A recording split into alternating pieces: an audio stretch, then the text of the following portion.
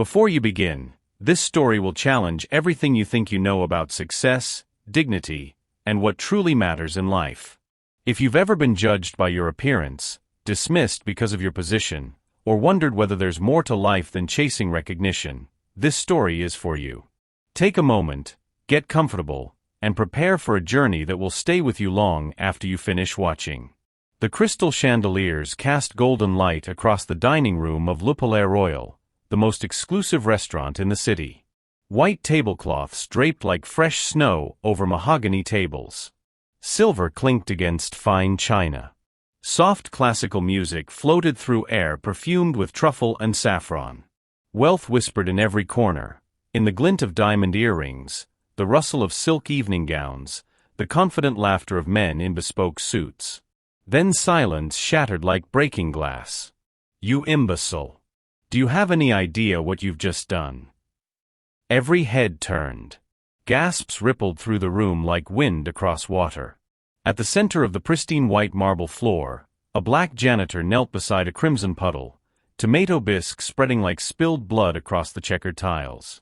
Above him loomed Chef Antoine Rousseau, his white chef's coat spotless, his face purple with rage, his tall toque hat trembling with indignation. George Williams remained perfectly still on his knees, mop in hand, his brown uniform darkened with splattered soup. The bisque pooled around him, seeping into the grout between tiles. A silver ladle lay nearby, its handle pointing accusingly. "I'm sorry, chef. I was cleaning and—" "Sorry." Antoine's French accent sharpened with contempt. "Sorry doesn't restore 3 hours of work. That was tomato bisque for the governor's table, perfection destroyed by your carelessness." The restaurant fell into uncomfortable silence. A young couple in the corner booth stopped mid-conversation, forks frozen halfway to their mouths. An older woman in pearls covered her mouth with a jeweled hand. A businessman loosened his tie, shifting uncomfortably. But no one intervened. No one spoke up. George slowly stood, his posture calm despite the humiliation. He was in his early 40s, lean and dignified, with steady eyes that carried a quiet strength beneath his plain uniform. Lines creased his forehead, not from worry, but from years of careful thought. His hands, wrapped around the mop handle, were steady. "Chef Rousseau, with respect, I was mopping where you asked me to." Antoine stepped closer, his voice dropping to a venomous hiss loud enough for everyone to hear. "With respect? You think you deserve respect? You're a cleaner, you clean messes, you don't create them." He gestured dramatically at the spill, his fingers trembling. "This is why people like you will never understand excellence. You don't have the refinement, the training, the breeding for it." A waiter near the kitchen door flinched. One of the sous chefs looked away, ashamed. Even the maitre d' seemed uncertain whether to intervene. The dining room held its collective breath, trapped between propriety and moral obligation. George's jaw tightened, but his voice remained level. "Maybe, chef. But I do know that a dish is only as good as the person serving it." The words hung in the air like smoke before fire. Antoine's face flushed crimson, darker than the bisque pooling at their feet. Are you educating me about cuisine?" "No, sir," George replied quietly. "Just about character." The restaurant collectively inhaled. One guest whispered to another, "He's going to get fired."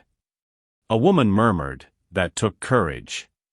A man shook his head slowly, already anticipating the outcome. Antoine turned to his assistant, a young man who'd been watching from the kitchen entrance. "Get security. I want this man out of my restaurant. Now." As the assistant scurried away, George calmly picked up his mop and bucket. He didn't hurry.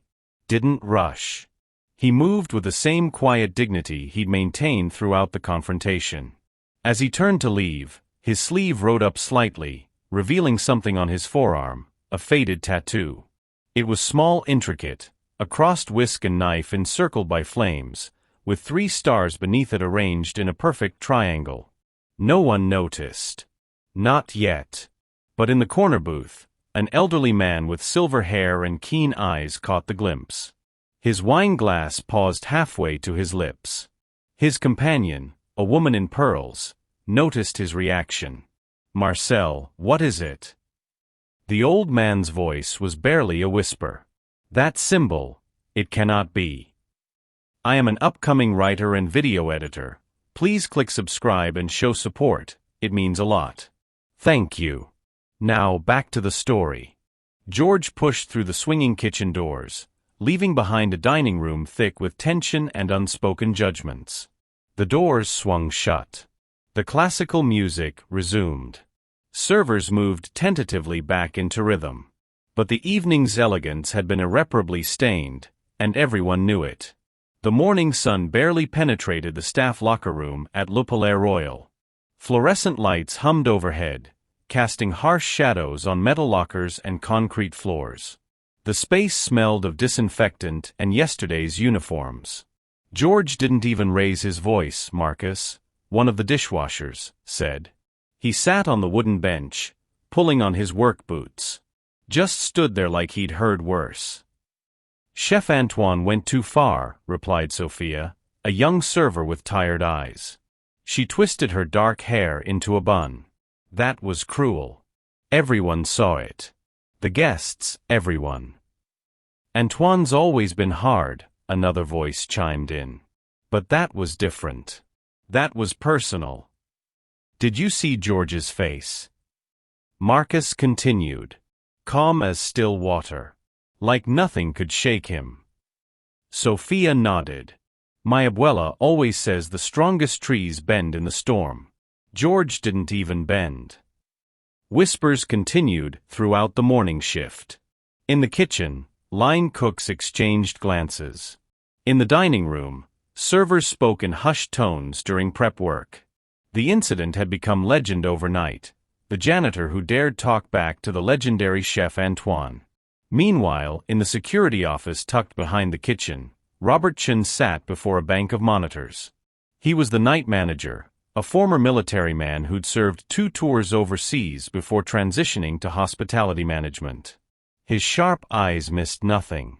His military discipline translated well to restaurant operations: punctuality, precision, respect for hierarchy. But something about yesterday's incident bothered him. Not in a bad way. In a familiar way. He'd watched the confrontation live on the monitors, too far away to intervene before it ended. Now he reviewed the footage again, searching for something he couldn't quite name. George kneeling. Antoine raging. Diners watching. George standing, calm and composed with a bearing that reminded Robert of officers he'd known, men who commanded respect without demanding it. He rewound the footage. Played it again. Watched George turn to leave. There. Robert froze the frame. George's sleeve had ridden up just slightly. On his forearm, clear in the high-definition footage, was a tattoo. Robert zoomed in on the frozen image. His blood ran cold. The crossed whisk and knife. 3 stars arranged in a triangle. The flame circle surrounding them. "No," he whispered to the empty office. "It can't be him." His hands moved automatically, muscle memory from years of military protocols. He pulled out his phone and scrolled through his contacts, finding a name from his past: James Sullivan, a colleague from his military days who'd gone into culinary consulting after leaving the service. The phone rang twice. "Robert? This is early for you. Listen, I need you to check something. Does the name George Williams mean anything to you? Former chef, possibly military background." There was a long pause. Robert could hear papers rustling, computer keys clicking. Then, George Williams? The George Williams? My God, that man's a legend. Trained under Paul Bocuse in Lyon. He was one of the youngest black chefs to ever work at a 3-Michelin-star restaurant in France. Absolute genius with flavors. Then he left everything to serve. Wait, why are you asking? Is he applying somewhere? Robert's voice was tight. Because he's working here. As a janitor. And yesterday, Chef Antoine just humiliated him in front of a full dining room. You're joking. I have it on camera. James's laugh was sharp and humorless. Then your chef just made the biggest mistake of his career. George Williams isn't just any chef, Robert. He's les étoiles éternelles. What's that? The eternal stars. It's the most elite culinary brotherhood in Europe. Only the best of the best. They have a mark, a tattoo. Crossed whisk and knife, 3 stars, flame circle. Robert stared at the frozen image on his screen. I'm looking at it right now. Jesus. What's he doing working as a janitor? That's what I need to find out. After hanging up, Robert sat in silence, staring at George's calm face frozen on the monitor. The man showed no anger, no shame. Only dignity. That's what had seemed familiar, that unshakable composure Robert had seen in the best soldiers, the ones who'd survived the worst and came back stronger. He pulled up George's employment file. Basic information. No references to his culinary past. Just standard background check. Clean record. Started 6 months ago. 6 months. Robert made a note to speak with George privately. But more urgently, he wondered if Antoine had any idea what kind of storm was coming his way. In Robert's experience, you didn't humiliate a man like George Williams without consequences. The apartment was small but meticulously clean. Sunlight streamed through white curtains, illuminating hardwood floors that gleamed from regular care. A single sofa faced a modest television. Books lined one wall, cookbooks, philosophy, poetry. On the mantel above an unused fireplace sat a collection of photographs in simple frames. George stood before them, as he did every morning, coffee cup warming his hands. The largest photo showed a woman with warm brown eyes and a smile that could light rooms. She wore a yellow sundress, her head tilted back in laughter, joy captured in a perfect moment. Beside it, another frame held them together, younger versions of themselves, his arm around her waist, her hand on his chest, both grinning at something outside the frame. "Morning, Sarah," he said softly. "Another day." He sipped his coffee and let his mind drift backward, something he rarely allowed himself to do. Lyon, France. 20 years ago. He'd been 25, impossibly young, impossibly ambitious. The kitchen at restaurant Paul Bocuse had been his cathedral. White tiles gleamed under bright lights. Copper pots hung like bells. The air thick with butter, wine, and the sharp commands of masters. "Williams, your sauce is breaking." He'd learned to move faster, think quicker, feel the heat of pans without touching them. Monsieur Bocuse himself had taken interest, a rare thing for a young black American cooking French cuisine in France. "You have the touch," the legendary chef had said once. "But more important, you have the heart. Never lose that." 3 years under Bocuse. Then positions at Michelin-starred restaurants across Europe. Prague. Barcelona. Back to Lyon. By 30, he'd earned his own 3 stars as head chef at a restaurant that bore his name, George Williams, the youngest black chef to achieve such heights in Europe. The praise had been intoxicating. Critics traveled from around the world to taste his creations. Other chefs studied his techniques. He'd been invited to join les étoiles éternelles, the brotherhood of elite chefs. The tattoo ceremony had been solemn, sacred. The crossed whisk and knife represented the tools of their art. The 3 stars, the Michelin pinnacle. The flames, the passion that burned in every true chef's heart. He'd felt invincible. Then Sarah had gotten sick. George set down his coffee cup, the memory still sharp after all these years. The diagnosis had come on a Tuesday, pancreatic cancer, stage 4. 18 months, maybe 2 years if treatment worked. He'd closed his restaurant within a week.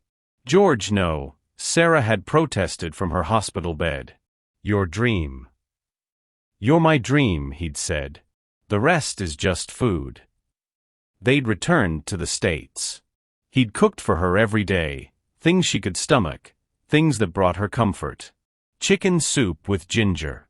Butternut squash puree. Soft scrambled eggs with herbs from their tiny garden. Not haute cuisine. Just love translated through nourishment. When she needed round-the-clock care, he'd needed work with flexible hours. The military culinary unit had been perfect, serving soldiers in conflict zones, feeding men and women far from home. The work was honest. Meaningful. No critics. No stars. Just hungry people who appreciated a warm meal. Sarah had lasted 3 years, not 18 months. Strong until the end. 6 months after her funeral, George had found himself unable to return to professional kitchens. The pressure, the ego, the constant performance, it all felt hollow. He'd taken the job at Le Palais Royal because it was simple. Clean floors. Empty his mind. Go home tired but peaceful. Honest work has dignity, he said aloud to Sarah's photograph. You taught me that. Yesterday's incident with Antoine didn't bother him. He'd faced worse. The chef's words about breeding and refinement revealed more about Antoine than about him. Ignorance often spoke loudest when it felt threatened. George finished his coffee and prepared for work. He folded his cleaning uniform, the same brown fabric Antoine had dismissed as beneath notice. To George, it represented freedom. No spotlight. No pressure. Just quiet days and peaceful nights. He touched Sarah's photograph one last time before leaving. I'm exactly where I need to be, he whispered. Antoine Rousseau arrived at Le Palais Royal before dawn, as he did every morning. The restaurant belonged to him in these quiet hours before staff arrived. His kingdom, his temple, his life's work made manifest in stainless steel and open flame.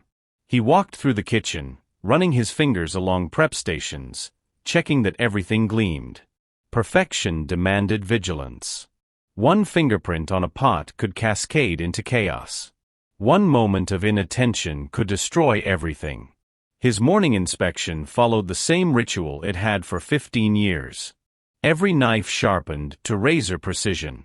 Every cutting board sanitized and dried. Every pan hung at exact intervals. He checked walk-in temperatures, 40 degrees for produce, 38 for proteins. He inspected the line, mise en place containers aligned like soldiers at attention. Perfection, he muttered. Perfection is everything. Antoine knew this because he'd clawed his way up from nothing. Born in a Paris suburb to a single mother who cleaned houses, he'd learned early that the world respected only excellence. Being poor meant being invisible. Being invisible meant staying poor. The only escape was to become so exceptional that people had no choice but to see you. At 16, he'd lied about his age to work as a dishwasher at a neighborhood bistro. He'd watched the cooks, memorized their movements, practiced knife cuts on vegetables he'd stolen from the prep area. When the line cook had gotten drunk one night, Antoine had stepped in without being asked. The chef had been impressed enough to give him a real chance. From there, culinary school on scholarship, apprenticeships at increasingly prestigious restaurants, brutal hours and bruising criticism, slowly climbing until he'd earned his own kitchen. Le Palais Royal had been his masterpiece, a 3-Michelin-star restaurant that bore his vision. But maintaining 3 stars meant constant pressure. One bad review could destroy everything. Critics circled like sharks, waiting for blood in the water. Staff needed iron discipline. Suppliers needed fear-based motivation. Everyone needed to understand that mediocrity was not tolerated. His approach worked. Le Palais Royal thrived. But it required absolute control. Yesterday's incident with the janitor had been unfortunate but necessary. The man had ruined the governor's bisque, 3 hours of work destroyed by carelessness. Making an example taught everyone else to be more careful. Respect came through fear. That's how kitchens worked. Antoine dismissed the lingering discomfort he felt. So what if he'd been harsh? Kitchens were harsh. Life was harsh. Coddling people made them weak. Still, Something nagged at him. The janitor's eyes, calm, unafraid. That quiet statement, "A dish is only as good as the person serving it." The words had burrowed under Antoine's skin like a splinter. He shook off the thought. Tonight was too important for distractions. Marcel Beaumont was coming. Antoine felt his stomach tighten. Beaumont, the most feared food critic in Europe. The man who could close restaurants with a single review. He'd made chefs weep, bankrupted restaurateurs, ended careers with perfectly crafted sentences that cut deeper than any knife. And tonight, he would sit in Antoine's dining room and pass judgment. The other critics mattered too, journalists from culinary magazines, food bloggers with massive followings, a television personality who hosted a cooking show. But Beaumont was the one who mattered most. Antoine had planned every detail. The menu represented his greatest achievements: seared scallops with saffron foam, duck breast with cherry gastrique, beef Wellington with truffle duxelles, deconstructed lemon tart with Italian meringue. Each dish was perfection distilled, technique and artistry combined. Staff began arriving. Sous chefs, line cooks, prep assistants. Antoine addressed them with his usual intensity. "Tonight, we show them perfection. Every plate, every garnish, flawless. I will personally inspect everything before it leaves this kitchen. One mistake, and you're finished. Understood?" "Yes, chef," they chorused. Antoine felt the familiar thrill of command. This was why he'd sacrificed everything: family, friendships, any life outside these walls. This moment, this validation, this proof that he'd escaped invisibility. In the corner, visible through the kitchen door, George quietly mopped the floor. Antoine glanced at him once, then looked away. Just a janitor. Nobody important. Tonight would be his triumph. Nothing would ruin it. By 7 o'clock, Le Palais Royal had transformed into a stage set for culinary theater. Every table wore fresh flowers. Candles flickered in crystal holders. The sommelier had decanted wines worth more than most people's monthly salaries. Servers stood at attention in crisp uniforms, their movements choreographed to perfection. Marcel Beaumont arrived precisely on time, because great men are never late and never early. He was 73, with silver hair swept back from a high forehead and eyes that missed nothing. He wore a charcoal suit tailored to fit him like a second skin. His companion, a woman in emerald silk, took his arm as they entered. The maitre d' greeted them with practiced warmth. "Monsieur Beaumont, what an honor. Your table is ready." Marcel nodded, his gaze sweeping the dining room. He noted the spacing between tables, adequate for privacy. The lighting, soft but sufficient for examining food. The acoustics, conversations murmured rather than echoed. Professional assessment came automatically after 50 years of dining in the world's finest establishments. Other critics followed, a food journalist from Paris, 2 bloggers whose reviews could make or break reservations, a television personality known for his cutting commentary. The dining room filled with people whose opinions shaped the culinary world. Marcel was seated at the best table, positioned to observe both the dining room and the open kitchen window where chefs plated dishes. He ordered wine, a Burgundy he knew would reveal the sommelier's knowledge by how it was presented. In the kitchen, Antoine moved like a conductor before an orchestra. His voice cut through the controlled chaos of service. "Scallops for table 7. Where is my duck for table 12? Move, move, move." Every plate that left the kitchen passed through his hands. He wiped edges, adjusted garnishes, inspected sauces with the intensity of a jeweler examining diamonds. Nothing imperfect would reach Marcel Beaumont's table. George worked in his designated corner, mopping around the organized frenzy. No one paid him attention. He was part of the background, like the stainless steel appliances or the blue flames under copper pots. Invisible in his brown uniform. But through the kitchen window, as Marcel adjusted his reading glasses to examine the menu, his eyes caught something. A man in brown, moving with economy of motion, his posture straight despite the menial work. Something familiar in the way he carried himself. Marcel's gaze lingered for a moment before returning to the menu. The first course arrived, seared scallops arranged like petals on a white plate, draped with saffron foam that caught the candlelight. Antoine personally delivered it to Marcel's table, his chest puffed with barely contained pride. "Monsieur Beaumont, an honor to serve you this evening." Marcel inclined his head. "Chef Rousseau. Thank you." He lifted his fork, took a precise bite. The scallop was perfectly cooked, caramelized exterior, tender interior, the saffron providing earthy sweetness. His expression remained neutral. Professional critics never revealed reactions immediately. Antoine hovered, desperate for approval. Marcel set down his fork. He took a sip of wine. Then quietly, "Chef Rousseau, a moment?" Antoine leaned in eagerly, anticipating praise. But Marcel's voice, when it came, carried no warmth. "Yesterday, I witnessed something in your restaurant that troubled me deeply. A member of your staff was publicly humiliated. Perhaps you remember." Antoine's confidence wavered. The dining room suddenly felt too warm. The janitor? "Sir, that was a matter of discipline." "No." Marcel's interruption was soft but sharp as a knife. It was cruelty masquerading as standards. He set down his fork with deliberate care. "Tell me, chef, do you know who that man is?" Antoine blinked, confusion and irritation mixing. "He's just a cleaner."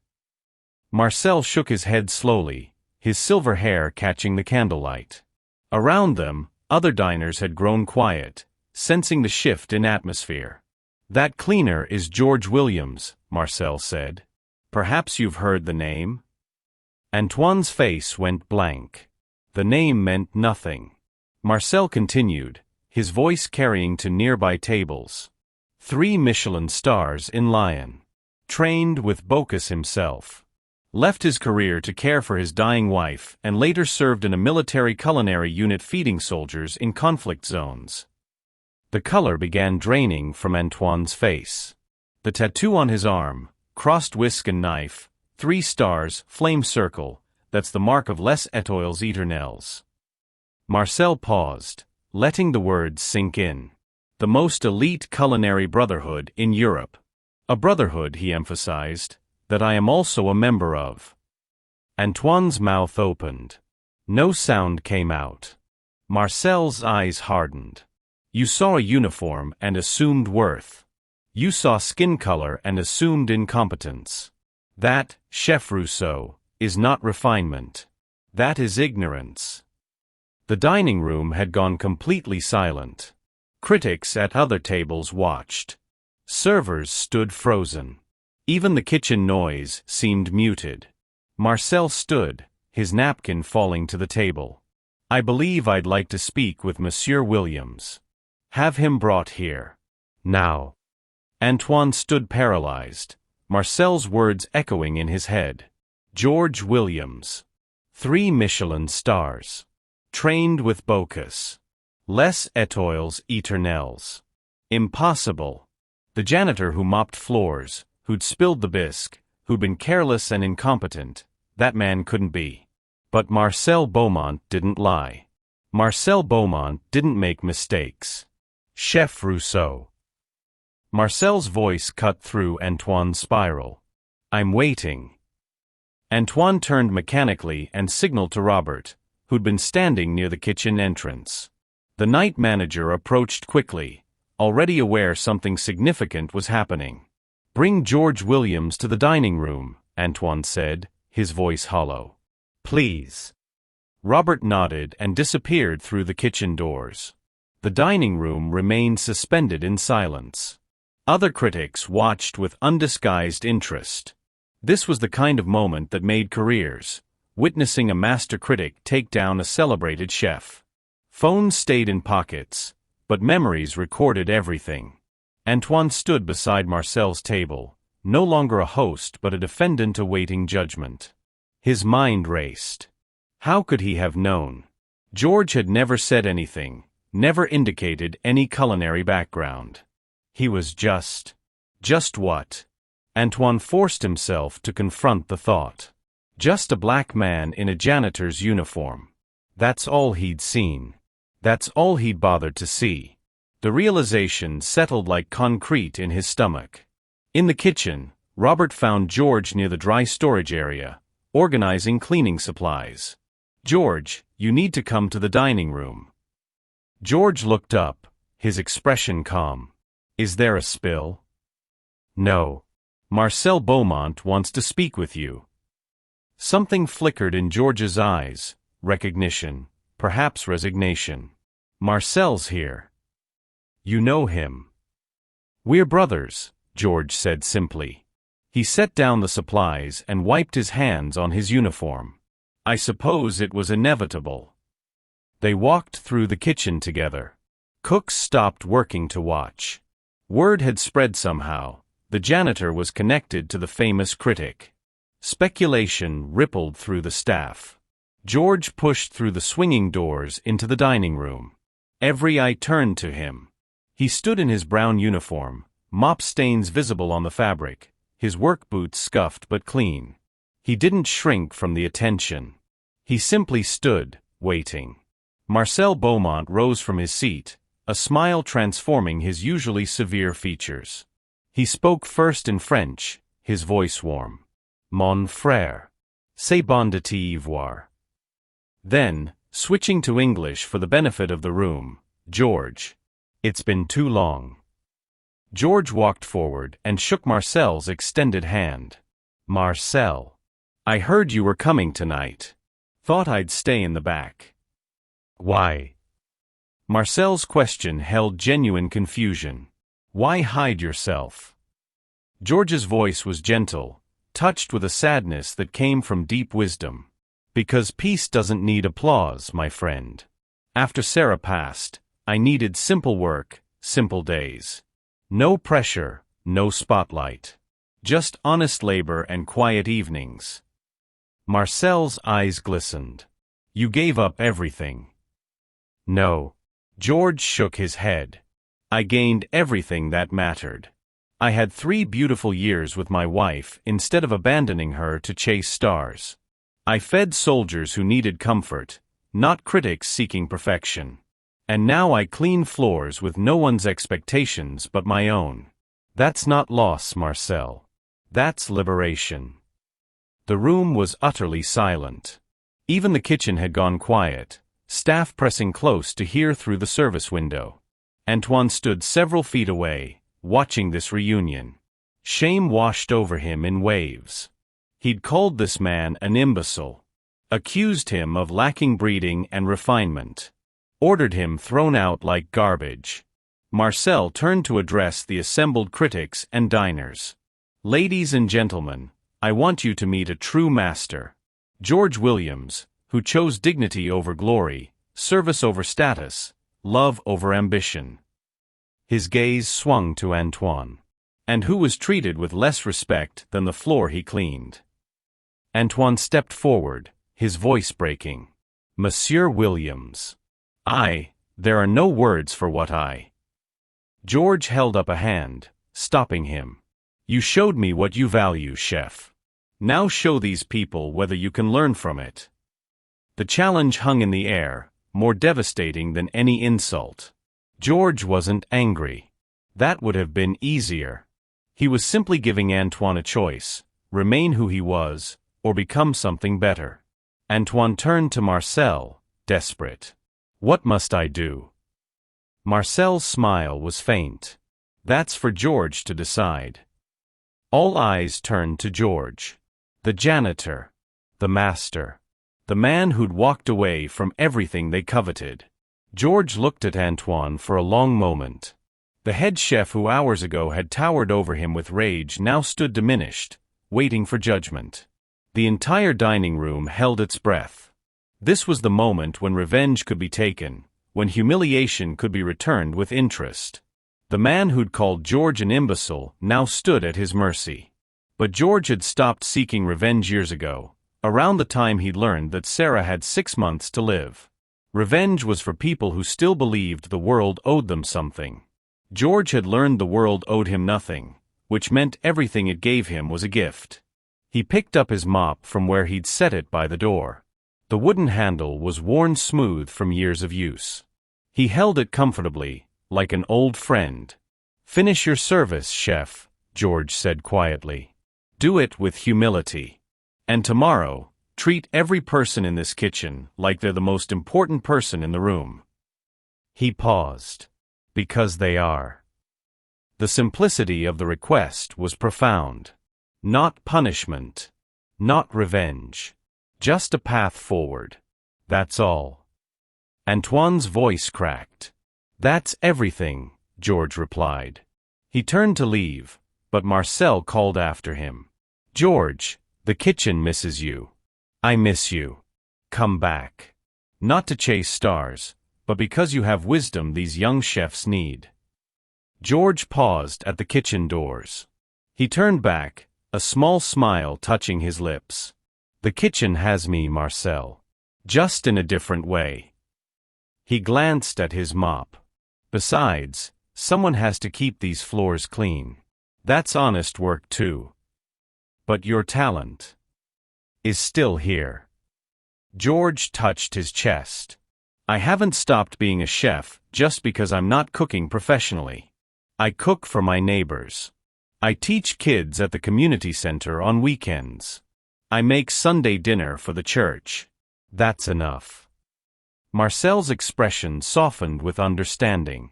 "You found your own 3 stars. Maybe. Or maybe I learned that stars don't matter as much as I thought they did." George's smile widened.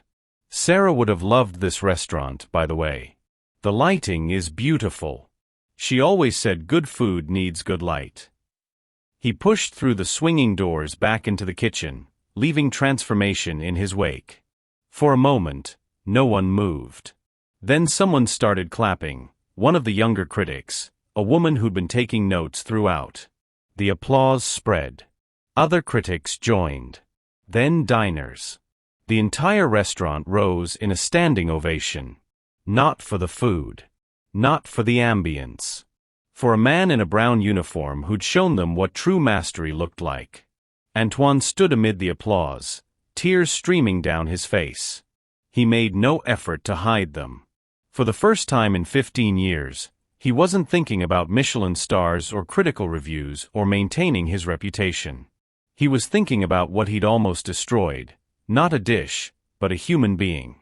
And more terrifyingly, what he'd become in pursuit of perfection. Marcel sat back down, his meal forgotten. He watched the kitchen doors long after they'd stopped swinging. "That man," he said to his companion, "understands something most chefs never learn. Cuisine is not about the chef. It's about nourishment. Body, soul, spirit." In the kitchen, George returned to his corner. The staff watched him differently now. One of the sous chefs approached tentatively. "Monsieur Williams? I wanted to say it's an honor to work in the same kitchen as you." George smiled. "Call me George. And the honor is mutual. You make a beautiful beurre blanc. I've seen you work. Light touch with the butter. That's good technique." The sous chef blushed with pleasure. Another cook approached. Then a server. Then the pastry chef. One by one, they came to offer respect, to shake his hand, to simply stand near someone who embodied what they hoped to become. George accepted their attention with grace, but after a few minutes, he gently extracted himself. "I appreciate this, truly.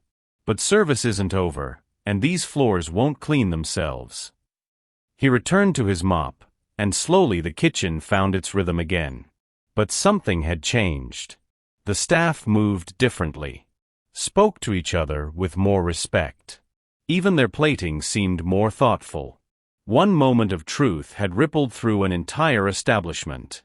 Outside in the dining room, Antoine stood frozen while Marcel gestured for him to sit.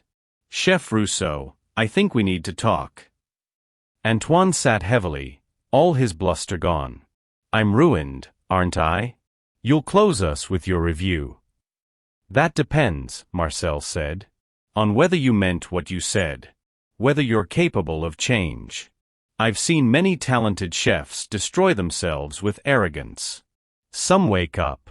Most don't. He studied Antoine carefully. Which will you be? Antoine had no answer. Not yet.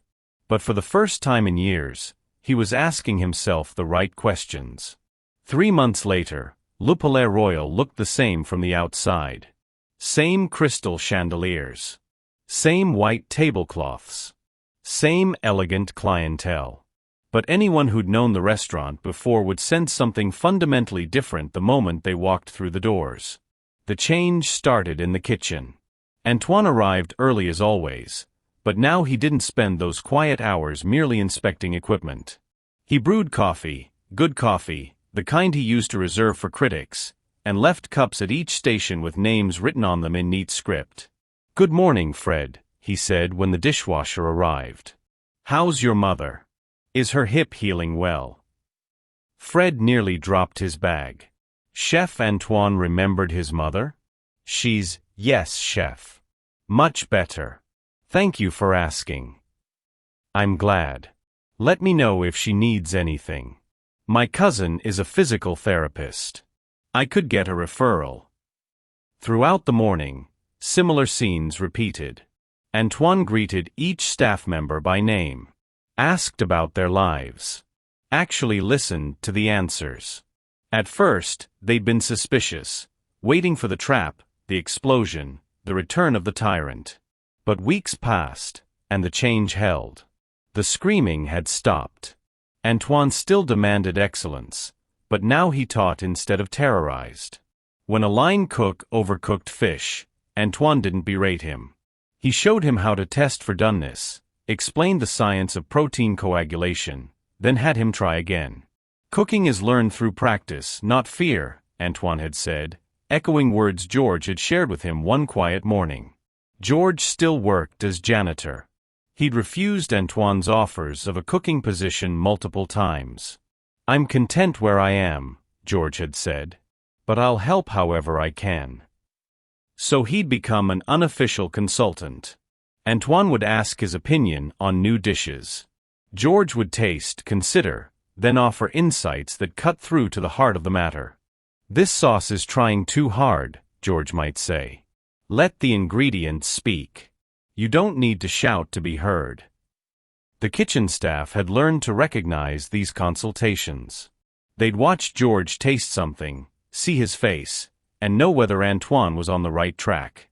The janitor's approval meant more than any critic's stars. Sophia, the young server, had asked George for cooking advice during a slow afternoon. He taught her how to make a proper beurre blanc, explaining each step with patience. Word had spread.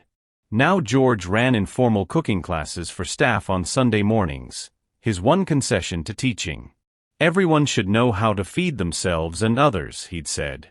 "That's not professional cooking. That's life."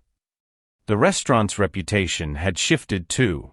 Marcel Beaumont's review had been published a month after his visit.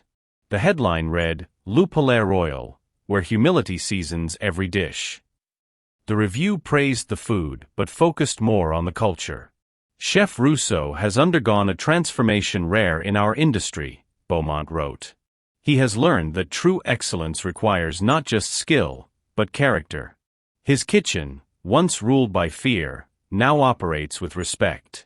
The food tastes different because of it, still technically brilliant, but now infused with something that cannot be taught, genuine care for those being served." Reservations had increased. But more significantly, staff turnover had stopped. People wanted to work at Le Palais Royal now, not despite the demanding standards, but because excellence was being pursued without cruelty. Antoine had framed one particular sentence from the review and hung it in his office. "A restaurant is only as good as how it treats its least visible staff." This morning, as prep began, Antoine noticed George mopping near the pastry station. The pastry chef, a young woman named Claire, was struggling with a temperamental batch of macarons. "The feet aren't forming," she said, frustrated. "I've tried everything." George paused his mopping. "May I?" She nodded eagerly. He approached the mixing bowl, studied the meringue, rubbed a bit between his fingers. "Your egg whites are old. See how the foam is slightly yellow. Fresh eggs whipped to pure white. The proteins are breaking down, so they can't hold structure. But the recipe says." Recipes are guides, not gospel. You have to read what the ingredients are telling you. He smiled. "Try again with fresh eggs. You'll see the difference." Claire hurried to get new eggs, and George returned to his mop. Antoine had watched the exchange. He approached George. "You could be teaching at culinary schools. Making a fortune consulting. Why stay here?" George wrung out his mop. "Because here, I'm useful without being important. That's a rare thing. In professional kitchens, everyone wants to be important. But useful is enough." "You're important to me," Antoine said quietly. "You saved me from becoming someone I would have hated." "You saved yourself. I just asked questions." George smiled. "But I appreciate the sentiment." A delivery truck arrived. Antoine went to inspect the produce. The supplier had included some bruised tomatoes. The old Antoine would have raged, threatened to find a new supplier, made the delivery driver's life miserable. The new Antoine simply noted it on his order sheet and called the company. "Hello, this is Chef Rousseau from Le Palais Royal. Your last delivery included damaged goods. I understand things happen, but I'd appreciate better quality control going forward. Thank you." Professional. Firm. Respectful. George, overhearing, nodded approvingly. That evening, a large party arrived, 20 people celebrating a birthday. The kitchen hummed with coordinated efficiency. Antoine moved through the organized chaos, offering guidance, encouragement, adjusting dishes with a light touch. One of the birthday celebrants asked to meet the chef. Antoine emerged from the kitchen, his coat clean but his face flushed from heat. The old him would have preened, soaked in the adulation, made it about his genius. Instead he said, "Thank you, but I'm just one part of a team. Let me introduce some of them." He brought out his sous chef, his pastry chef, even Freddie the dishwasher. These people make everything possible. The guests applauded. The staff glowed with recognition. Later, as the restaurant closed, Antoine found George finishing the evening cleaning. They stood together in the empty dining room, moonlight streaming through tall windows. "I got a call today," Antoine said. "From the Michelin inspector. Unofficial, off the record. They're considering upgrading us." "Congratulations." "I don't know if I want it." George looked at him, surprised. "Why not?" "Because I'm afraid of who I might become if I chase that again. The pressure, the perfectionism.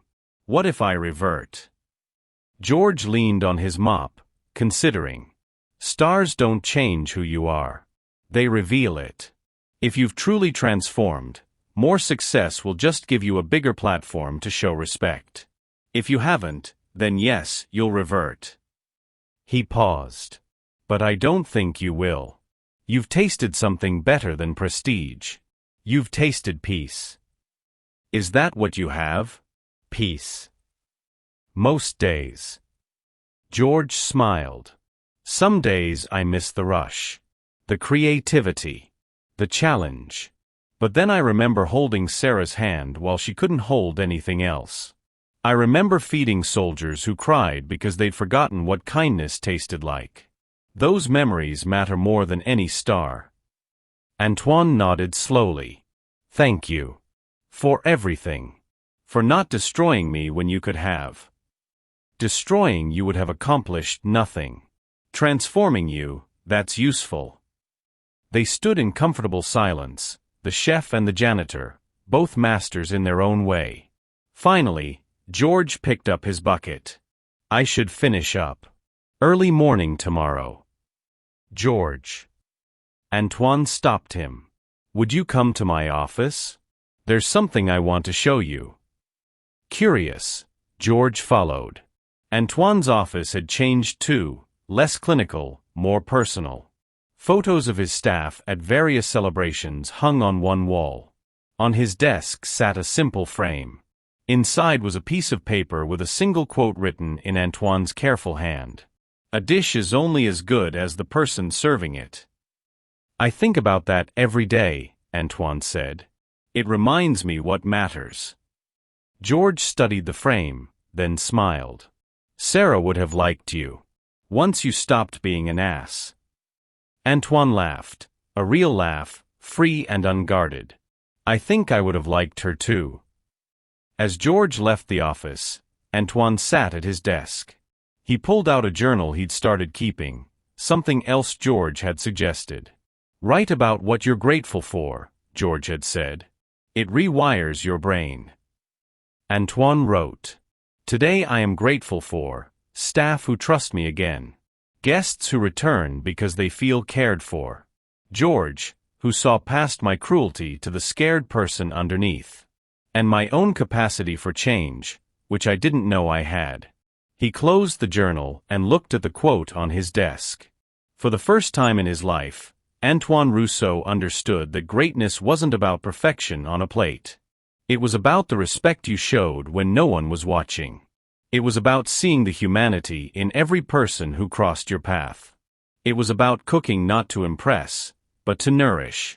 And it was about learning that the most important lessons sometimes came from the people you dismissed as unimportant.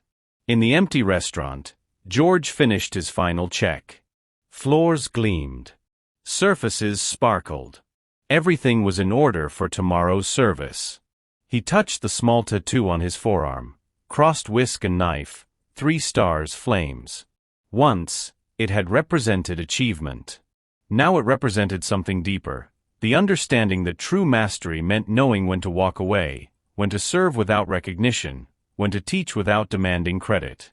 As he locked the supply closet and prepared to leave, he whispered to the empty room, I'm exactly where I need to be, Sarah. Exactly where I need to be. The restaurant slept, but its transformation continued. Because real change doesn't happen in dramatic moments. It happens in the quiet choices made when no one's watching. In how you speak to a dishwasher. In whether you learn your staff's names. In understanding that every person, regardless of uniform, title, or skin color, carries their own form of greatness. Antoine had learned this from a janitor with 3 Michelin stars. And that lesson was worth more than any review ever written. If this story touched your heart, you're not alone. George's quiet dignity and Antoine's transformation remind us that it's never too late to change, and that every person we meet, regardless of their uniform or title, deserves our respect. Remember, every person you meet is fighting a battle you know nothing about. Be kind. Always. What did George teach you today? Drop a comment below and let's continue this conversation about respect, transformation, and what really matters in life. The end. Thank you for watching this story to the end. If you enjoyed this story, do subscribe to my channel because your support keeps me going, and stick with me because I have many more where this came from. More intriguing and more amazing stories as you can ever imagine. So, do check it out and enjoy.